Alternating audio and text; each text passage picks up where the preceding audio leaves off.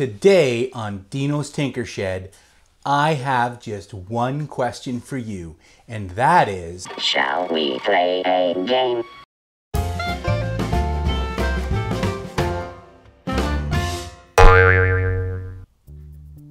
That's right. Today on Dino's Tinker Shed, I'm going to challenge all of you gurus out there, you tool gurus, to a little game of What's That Tool? Now, over the years, I've collected a bunch of different tools for all kinds of different hobbies, and I thought it might be fun to pull 5 of those tools out today and challenge you to tell me what they are. I'll start with one of the easier tools and then work my way up to what I think might be a little bit challenging to identify, but it probably won't be for all of you out there because I know you're pretty clever.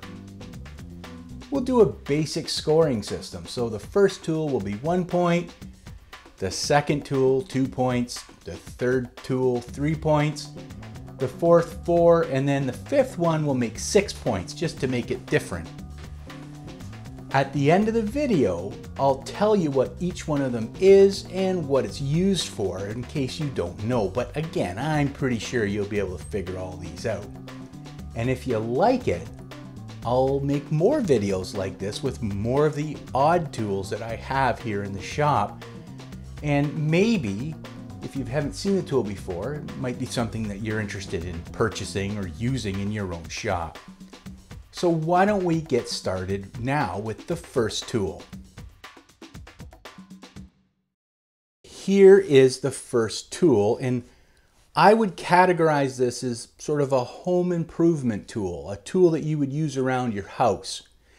Now you can see it's made out of metal, and it's got a little lip here at the one end and a triangle at the other end. Now this should be pretty simple for most people, but that's what it looks like. So mark it down what do you think it is, and I'll tell you at the end of the video. Okay, our next tool, this is tool number 2, is this.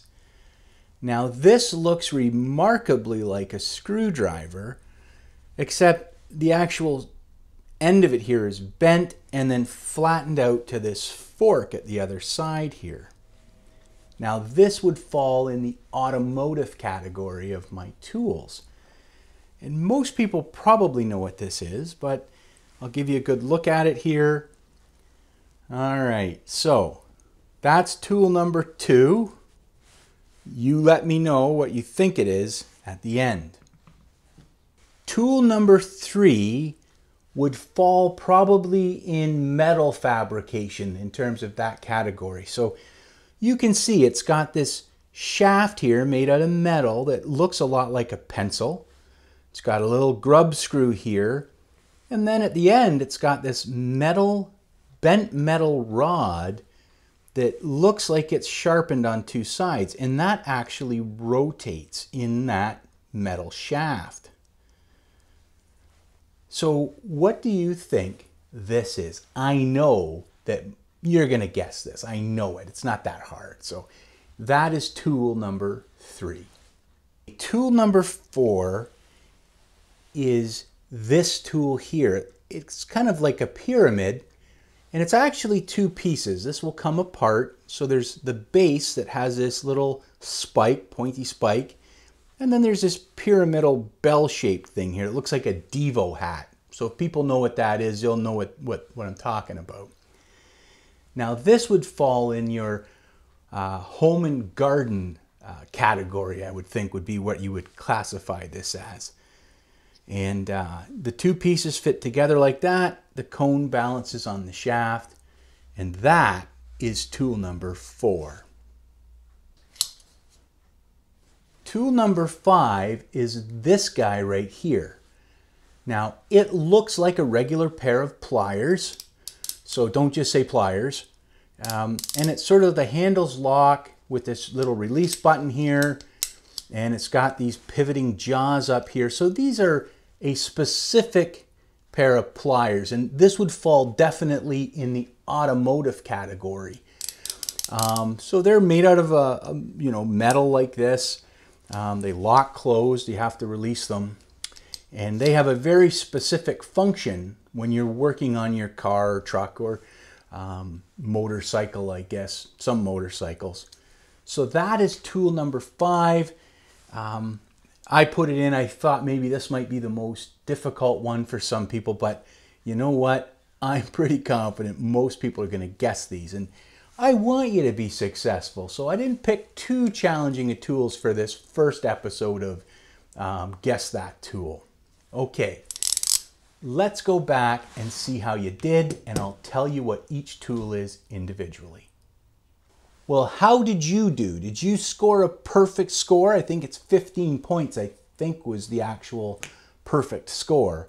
And I'm sure a lot of you did. I didn't make these too challenging, but let's start with the first sort of tool here, this triangular sort of pry bar thing. What is this? Well, most of you, I'm sure, have guessed this. My house is 100 years old, actually older. It's built in 1907, so I use this quite a bit because it still has the wooden clapboard on it. And what this is it's specifically designed to take the lids off of paint cans.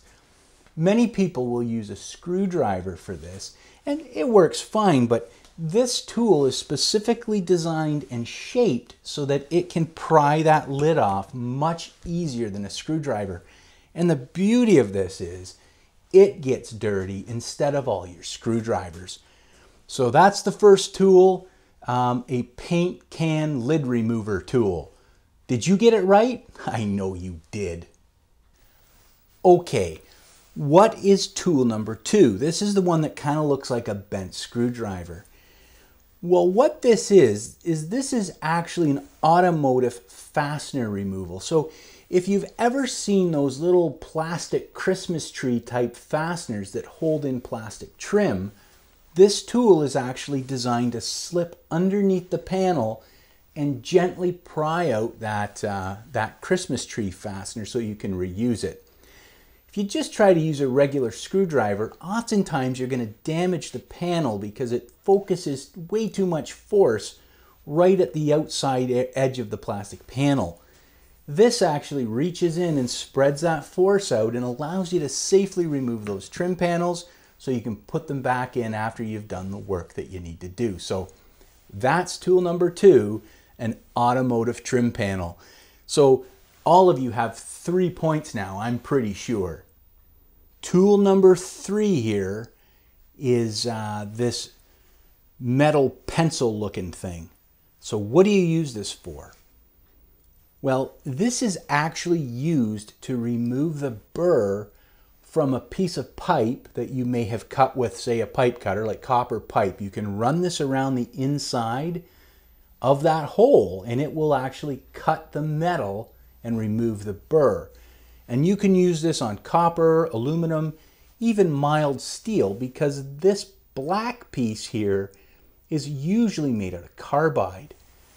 You'll even see machinists use one of these. If they sort of bored a hole through a piece of metal on the lathe, it leaves a really sharp edge. They'll sometimes use one of these just to ease that edge over so you don't cut your fingers. Now the set screw here is really just used to hold this replaceable carbide tip in there. So that's what this is. Tool number 3 is a burr remover for metal holes.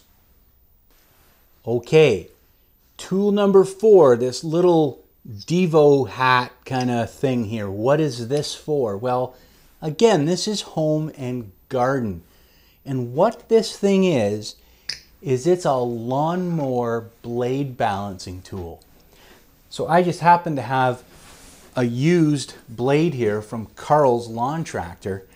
And how this works is you insert it through the bolt hole, the center bolt hole of your blade, like this, and all of those little steps will find the appropriate hole, and it'll actually show you if the blade is a little heavy or perfectly balanced. And you can see the right side of this blade is a little bit heavy because it's leaning that way. These are really useful. They're only $7 or $8, and it really does help you to make sure your blade is perfectly balanced and you're cutting grass the best that you can. Cuts down on vibration of your mower too. So Tool number 4 is a lawnmower blade balancer. If you've stuck with me this far, here is tool number 5. And again, I thought this might be the one that might fool people, but I know that it's not gonna. You're gonna know what this is. So again, these are a set of pliers, but they have a very specific use. And these are what are known as hose crimping pliers, usually for either heater hose, radiator hose, or larger fuel hose. And the way this works is these sort of pivoting flexible jaws here are put around the hose and then you clamp down on it. The hose that I'm using is a little bit too small and my garden hoses are actually upstairs buried for the winter. But you can crimp off a heater hose or a radiator hose with these things and it'll stop them from flowing. So if you needed to change the radiator, you could clamp these onto the radiator hose and actually pull them off and they won't drip nearly as much fluid as if you didn't use these. So these are handy and they do come in smaller sizes. So if you wanted smaller ones, say for fuel line of this size or smaller, they do make smaller pliers like this, or in some cases they're like a little C-clamp. And you can just clamp off your fuel line, pull it off your carburetor or whatever, and it would work. So tool number 5 are automotive hose crimping pliers. Okay, that's it. Well, how did you do? Did you get all 5 tools or did you miss a tool? Let people know down in the comments how you made out, and also whether or not you liked this episode and want me to sort of explore some of the more unusual tools that I actually have in my shop here. This was a lot of fun to make for me, and I could see that other people may find it entertaining too. So, if you like this video, please, again, hit the like button and by all means, leave a comment. I love responding to the comments, if you have questions, things like that. And if you really did like the episode, by all means, please subscribe. It does help me to see the channel grow and understand what's working out there, and it lets YouTube know that other people may want to sort of find out about the channel. Until then, I'm Dino. You have yourself a great day, and you tool geniuses out there, I'll see you soon here on Dino's Tinker Shed. Bye for now.